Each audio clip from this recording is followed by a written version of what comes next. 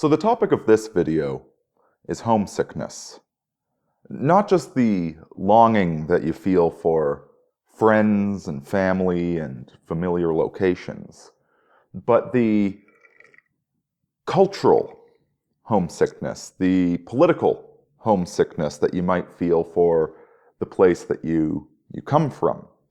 Because when you move to a different part of the country or a different part of the world, there's just so many differences. There are going to be things that you like more about the new place, and there's going to be things that are very off-putting.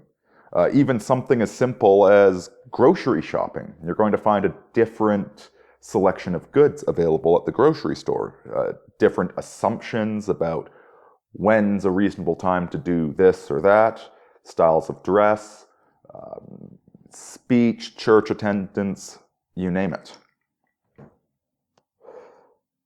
And I've moved around a fair bit.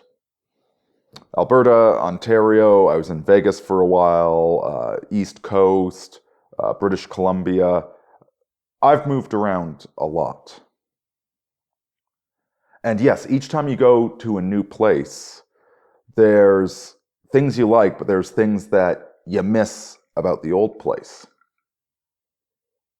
There's something, it's an improvement, but it's also a degradation. And so what are you supposed to do about that?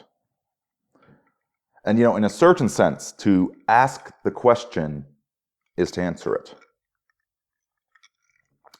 But let's take a circuitous route to get there. The title of this video is a very old saying. You can't go home again.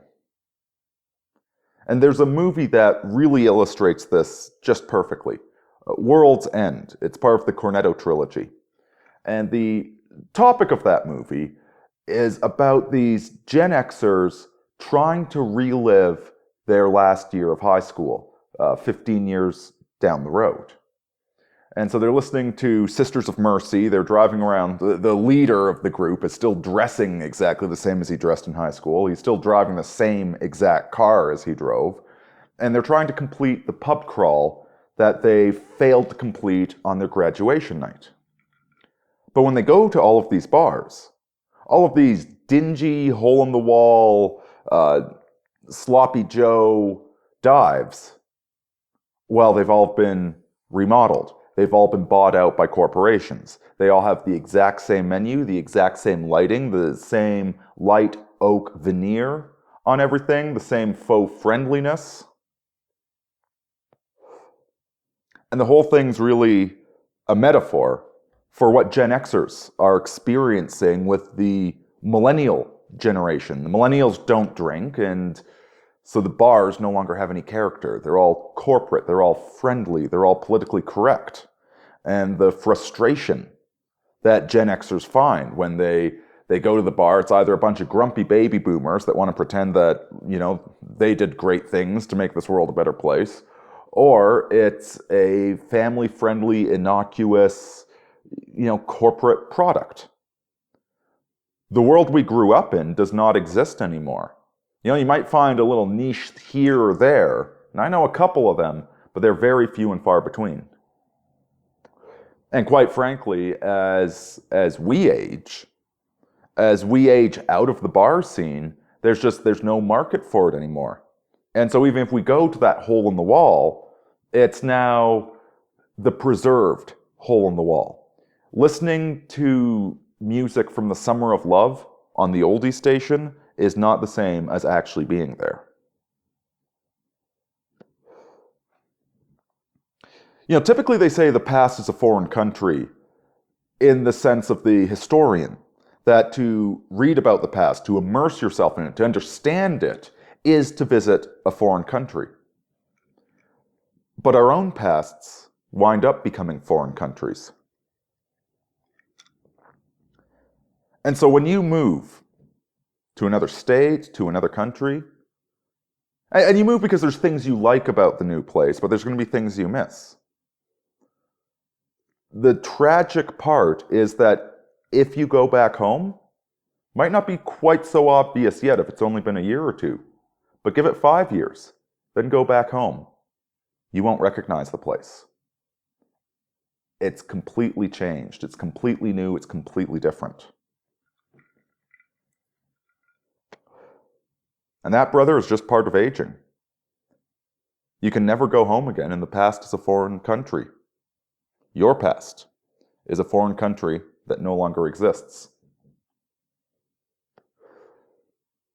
So what do we do about this? Well, some people choose to endlessly embrace the new. They live in the moment.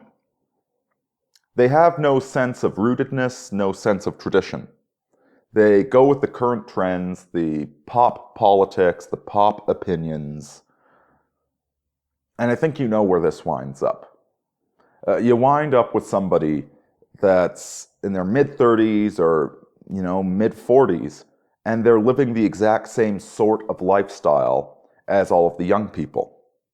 They've never put down roots, they've never grown, they've never gathered any moss. They're still adrift, with their lives going nowhere.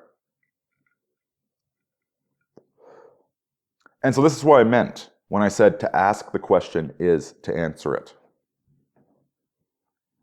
The question states, there's things I liked about my hometown, but there's things I really like about this new place that I'm at. How do I reconcile the two? Well, you can't go back to your hometown. It's not there anymore.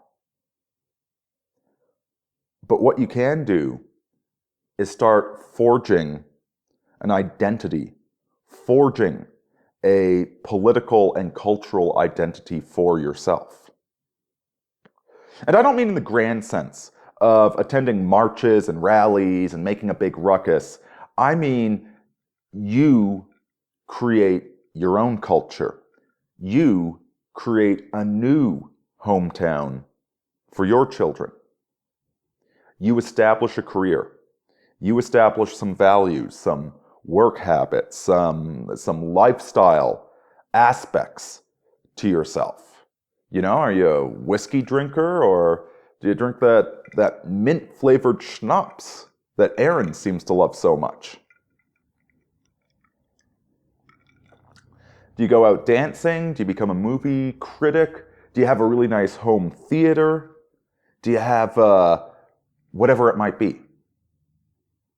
You start selecting a group of friends. And granted, it's difficult nowadays because we are all so separated by vast distances. But travel's getting cheaper. You build that. You create that new synthesis. You take what you liked about where you grew up. You take what you like about the new place that you're living. You combine the two. You figure out how to suss out the way to put them together. And you start putting that life together for yourself.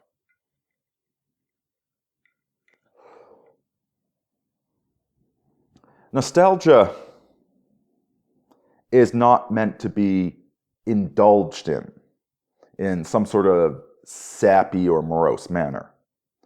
Nostalgia is there to help guide your path into the future.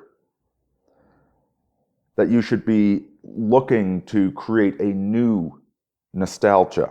Same flavor as the old one, but a new arrangement. Something that rhymes, something that echoes with your past without trying to relive the past, while embracing those new aspects that you enjoy.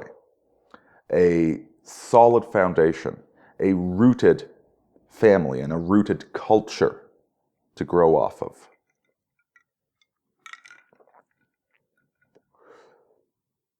So here's the thing. The fact that you're aware of this question so young, at such a young age, early 20s, you've got a huge advantage here, because everybody is eventually going to see their childhood home disappear.